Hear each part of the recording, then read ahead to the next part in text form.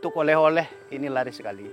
Ya, harapan kita orang, khususnya orang daerah kampung sini, ya bisa terinspirasi. Dan kalau bisa ngikut nanam, mari silakan gitu.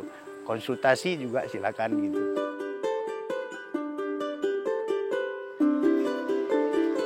Kenapa sayang? Itu udah pasti sayang, Kak.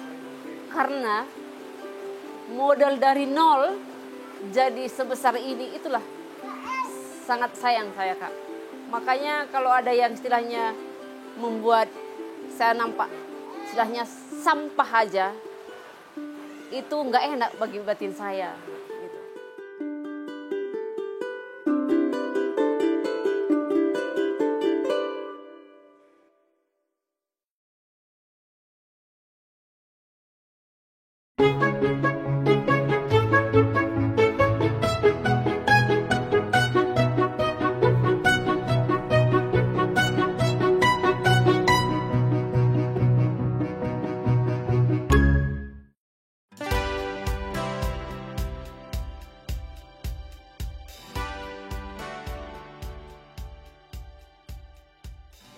Brastagi Tanah Karo merupakan tujuan wisata populer yang menawarkan berbagai macam daya tarik, mulai dari keindahan alam, budaya, hingga hasil perkebunan buah dan sayuran yang tumbuh subur di tanahnya. Banyak warga lokal ataupun luar kota Brastagi memanfaatkan kesuburan tanah Brastagi sebagai peluang usaha. Bukan hanya menjadi perkebunan, namun juga menjadi lokasi wisata kebun yang ikonik. Perkenalkan, nama saya Lisbeth Bermunte. Saya di Stroberi Purba ini sebagai pengelola. Tahun berapa ini dibuka, aku hampir lupa. Cuman kalau nggak salah 2016, kalau nggak 16, 14. Saya nggak bisa pastikan kali. Awalnya kita di sini buka itu pertama karena jalan alternatif dari Tongkoh ke Brastagi, jalan utamanya sering macet. Jadi ada jalan alternatif dari Tongkoh ke Brastagi. Dari situ kita ada kebun di sini. Kita tanam hari itu cabai hijau. Pas hari Minggu saya panen. Saya bawa ke parkiran. Sampai di parkiran ternyata banyak orang berhenti, mobil-mobil mewah. Dia minta sekilo cabainya, padahal saya tidak tahu kalau sekilo itu seberapa. Dari situ kami berbicara dengan Bapak, suami saya sendiri, begini kondisinya tadi, bagaimana ke depannya kita melihat. Dari celah seperti itu, kami komunikasi langsung, kita buat stroberi. Di sini hari itu hanya 2 mulsa. Jadi kami bikin 2 mulsa, pertama kali 1 atau 2 mobil datang, langsung ludes. Dari situ kami berpikir kembali, berembuk. Ini 1-2 mobil datang kok sudah habis. Bagaimana kalau kita lebarkan? Gitu. Itulah sejarah pertama yang kami lakukan. Kenapa pilihannya stroberi? Karena buah stroberi itu kan di sini masih belum banyak yang nanam hari itu, Kak. Karena itu otomatis kalau buah stroberi anak-anak suka. Karena itu daya tariknya. Makanya kami buat kebun stroberi.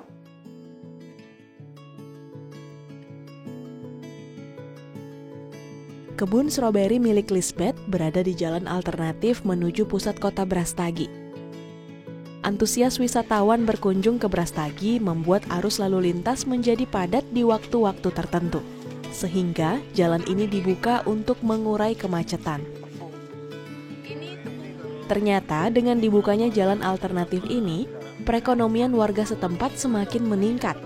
Warga memanfaatkan potensi sumber daya alam yang melimpah dan tanah yang subur untuk menjadi objek wisata.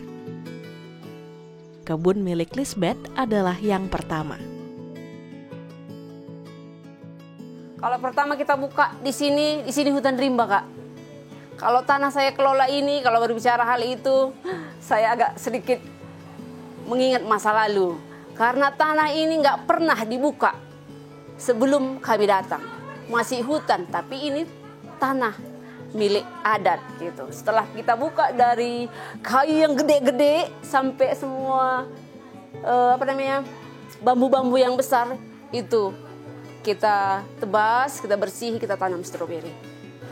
Kalau dari Deleng Singkut ini mulai dari depan sampai Jarang Udah, nggak ada yang namanya masih petik sendiri. Masih kita sendiri di sini. Pertama pun kami buka itu, kami harus manggil-manggil tamu. Petik stroberi, karena pamfletnya juga nggak ada, Kak. Itu dia dulu. Prosesnya ada 3 tahun. Proses dari mulai kecil, mulai warung saya hanya meja doang, sampai sudah ada istilahnya warung, bisa istilahnya kena hujan. Itu dari dari hal itu 3 tahun baru berkembang. Ketika kita sudah rame dikunjungi sama para tamu, semua sudah pada buka. Kalau di sini banyak tempat wisata sudah. 2 tahun inilah, 2 tahun terakhir sudah banyak tempat wisata. Tapi tempat kita ini ya untuk sampai saat ini masih sudah bertambah selalu karyawannya. Kalau dulu, kalau karyawan saya hanya 1, petugas kebun. Saya jadi kasir, sekalian saya jadi petaninya. Itulah pertamanya. Sekarang untuk kebun sudah ada ready 2 setiap hari, tidak ada libur. Di atas sudah ada kan udah 3, dibantu juga dari pegawai skuter. Karena jika banyak tamu kita dibantu juga dari anggota homestay. Wisata kebun stroberi milik Lisbeth tidak hanya menawarkan pengalaman berkebun stroberi. Ia juga membuat beberapa produk turunan dari buah stroberi. Meskipun dirinya tidak memiliki ilmu berkebun, namun tekad dan kemauan Lisbeth untuk belajar berhasil membawanya sampai di titik ini. Sekarang selain petik stroberi, kita sudah membuat selai stroberi, bola-bola stroberi. Bola-bola stroberi itu permen. Permennya lembut. Dia sama kayak Yupi, ada permen Yupi, pernah kakak makan, seperti itu teksturnya, lembut dia. Dan juga ada kita bikin minuman, jus sudah pasti, strawberry tea, itu kita buat juga, sama pancake strawberry. Ide, supaya ada ide saya itu karena kadang pas cuaca bagus, tidak ada hujan sama sekali, buah berlimpah. Kemanapun dikirim, semua menolak. Dari situ keluar ide. Karena sudah capek, diambil dibuang, dari situ timbul ide saya, bagaimana kalau ditaruh selai atau ditaruh bola-bola stroberi, karena kalau bola-bola stroberi agak lama daya tahannya. Kalau basic saya untuk berkebun nggak ada, Kak, sama sekali. Cuman karena sudah namanya ibu rumah tangga, harus kuat, dari situ tumbuh. Jadi saya ini harus belajar, karena suami saya juga peternakan, jadi nggak bisa nyambung kalau ke pertanian. Jadi saya belajar sampai 6 juta ada uang saya keluarkan untuk menggali ilmu orang, Kak. Itu dia. Saya beli bibit, sekalian saya menggali ilmunya. Itu yang saya ambil sampai hari ini, itu saya terapkan. Kalau ada niat, tidak ada yang nggak ada sulit, Kak. Tapi kalau nggak ada niat apapun itu sulit.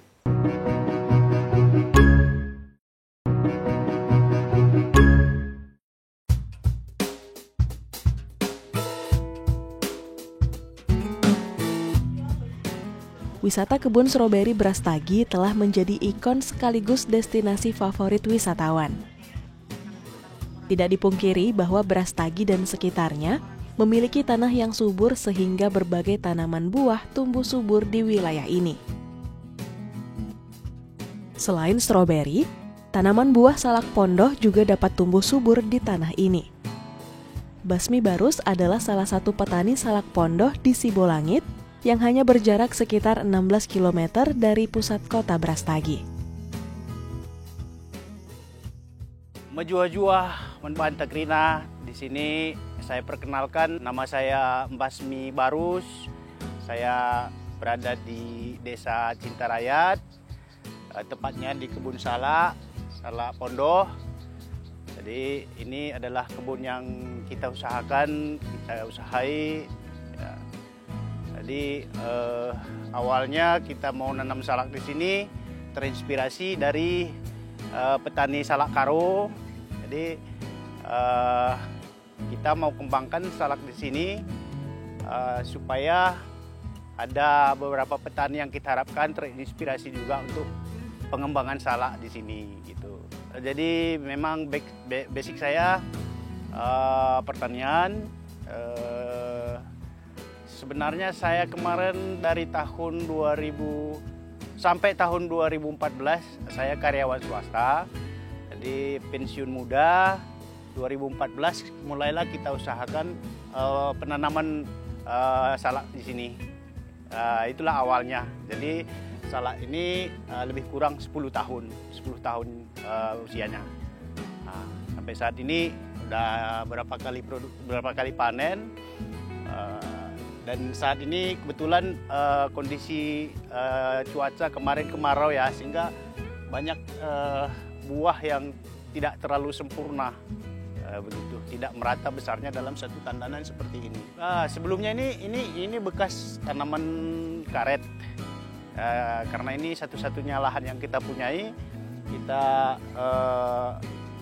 tukar tanamannya dengan salak ini karena itu tadi terinspirasi daripada potensi hasilnya yang ada di Karo, dan secara bisnisnya memang ini peluangnya besar gitu loh, Bu. Nah, ini adalah tanaman jantan untuk tanaman salak ini.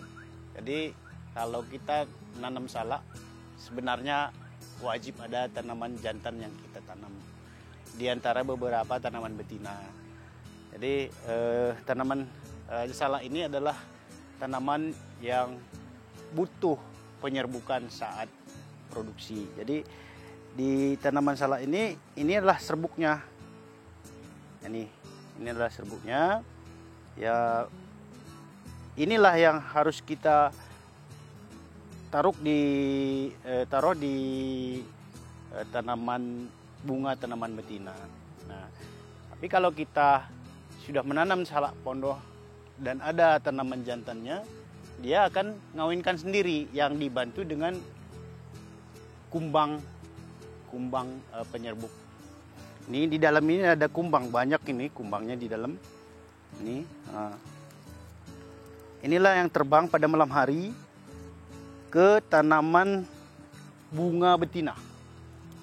Ke bunga betina. Jadi siang hari dia berlindung di dalam nih, di dalam kelopak jantan, tanaman jantan ini.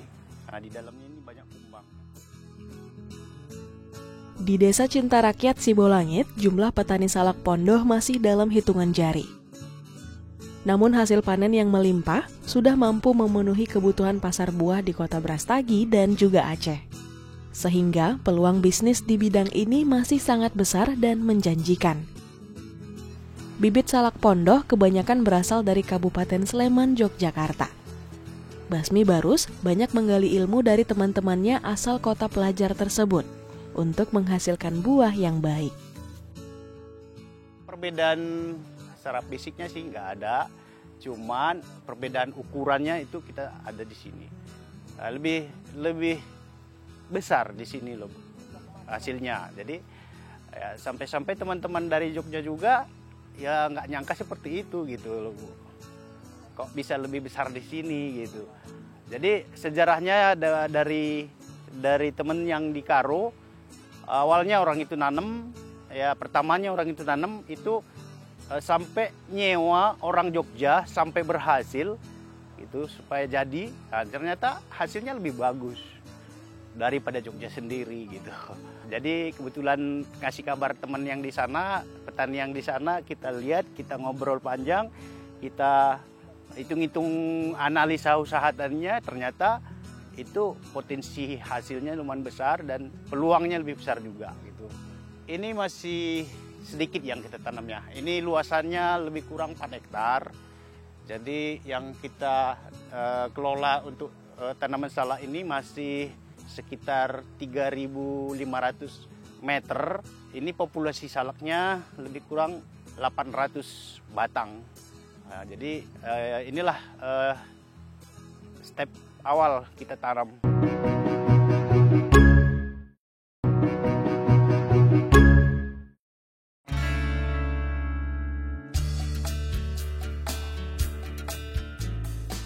Terinspirasi dari berhasilnya salak yang ditanam di Brastagi, Basmi Ginting bertekad untuk menanam salak pondoh di lahan peninggalan orang tuanya di Desa Cintarakyat Sibolangit. Berbekal ilmu pertanian yang dimilikinya, Basmi Ginting mencoba menanam tanaman salak dengan buah terbaik. Bahkan, disebutkan lebih baik dibandingkan hasil buah di daerah asalnya. Sebenarnya ini sederhana, Ibu. Kalau cara menanamnya tidak beda dengan yang lain, cuma ya kita tanamnya ini awalnya satu batang dengan jarak tanam 2 meter kali 2,5 meter gitu loh. Jadi awalnya kita tanam satu, ini salah satu yang 3 ini salah satunya indukan. Nah indukan, jadi satu ditanam dia mengeluarkan banyak cabang. Di antara yang banyak itu kita potong, kita tinggalkan 2 sebagai pendamping indukan, jadi 3. Ini namanya satu rumpun kan gitu kan. Jadi kita buat seperti itu, kita seleksi mana yang jadi tanaman utamanya, kita sisihkan 3 dari sekian banyak anaknya gitu. Nah, itu yang pertama. Yang kedua, kita memupuknya ini tanamnya saya 2014 sampai 2019 saya masih menggunakan kimia. Nah, itu biasa aja tabur keliling gini, tutup. Nah, itu pupuk sintetis seperti itu kita gunakan sampai 2019. Nah, dari 2019 sampai 2024 sekarang ini itu sudah nggak ada sama sekali kimia, kita beralih ke organik. Itu main siram aja, Bu. Main cor lah istilahnya. Nah seperti itu, nggak susah perawatan.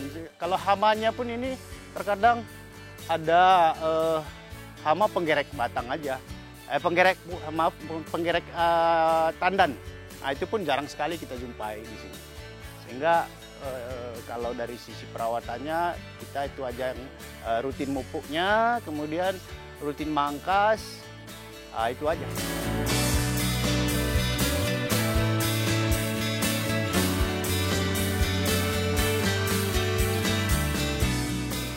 Kalau pas puncak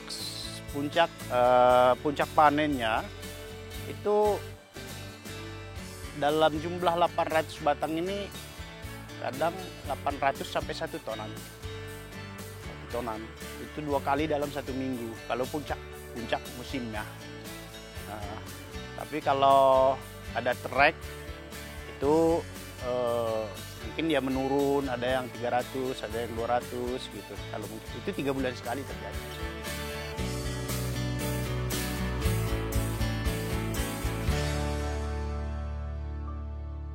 Basmi Barus dan Lisbeth Berumunte adalah 2 sosok petani yang berhasil membudidayakan buah asal daerah lain di wilayah Tanah Karo. Keberhasilan 2 petani ini dapat menjadi inspirasi bagi petani lain yang ingin mencoba peruntungan. Meskipun keberhasilan yang diraih Lisbeth dan Basmi kini penuh dengan cerita perjuangan. Kalau jatuh bangunnya sudah pasti. Kalau jatuh itu bangun kembali pasti ada. Kadang kami di waktu pas Covid di situ sangat jatuh kali kami. Pas Covid pembeli tidak ada sama sekali, buah banyak. Cuman di situ memang usaha kita nggak hanya ini. Karena Bapak di rumah juga ada usaha. Jadi yang menopang ini supaya jalan terus dari kita ada ternak, dari ternak menutupi ke kebun. Seperti itu kita topang. Terus kalau selesai memang Covid sudah sampai hari ini sudah, tapi tetap juga jatuh bangun. Karena masih proses pembangunan. Seperti itu dia, Kak. Karena melihat perkembangannya zaman, Kak, lalu lalang dari tempat yang sunyi ini menjadi sudah banyak orang. Dari situ saya harus belajar gitu. Dan satu yang mendongkrak saya supaya bisa semua, saya harus seperti ini, tekanan dari luar dan tekanan dari suami saya. Buktikan, jikalau kamu seorang sarjana, buktikan nyatanya, kata. Itu saya yang buat, gimana pun aku harus dikenal, harus saya usahakan itu mendongkrak saya supaya semua ada produk yang saya lakukan itu sudah bisa terjual di pasar. Ada tantangan tersendiri dari diri kita sendiri itu. Karena itu, kalau saya sih mau ngelola usaha ini setelah ada yang menggantikan aku, anak saya. Setelah itu saya berikan pada mereka kalau sudah bertanggung jawab. Kenapa sayang? Itu udah pasti sayang, Kak. Karena modal dari nol jadi sebesar ini, itulah sangat sayang saya, Kak. Makanya kalau ada yang istilahnya membuat saya nampak istilahnya sampah aja, itu nggak enak bagi batin saya gitu. Kalau stroberi sih nggak susah perawatannya, hanya cuaca. Kalau hujan enggak, cuman satu yang pemangkasan itu wajib, jangan salah pangkas. Kalau salah pangkas buah tidak ada. Hanya dua dia, jangan salah pangkas dan jangan hujan terus. Kalau harapan saya sih, ya bagaimana ya, tempat saya ini saya akan lebih baguskan. Kalau hujan pun tamu tetap bisa masuk. Istilahnya kita buat greenhouse supaya pengunjung enak kapanpun masuknya. Buah juga terjaga karena nggak terlalu tinggi curah hujan. Jadi stroberi juga aman. Kalau kayak gini cuaca ekstrim di bulan 12 ini ya, cuaca begitu ekstrim, pengunjung rame. Di bulan 12 buah kurang. Gitu dia. Jadi kami udah introspeksi diri lah istilahnya ya. Akan kita buat greenhouse supaya tamu nggak kecewa. Kalimat yang membuat saya selalu istilahnya mendongkrak ilmu itu dari dosen saya.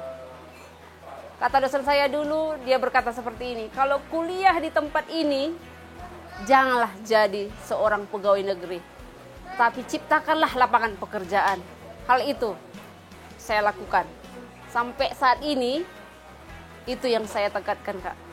Dan ini tadi dosen saya datang juga kemari, makin tinggi niat saya untuk membesarkan usaha ini.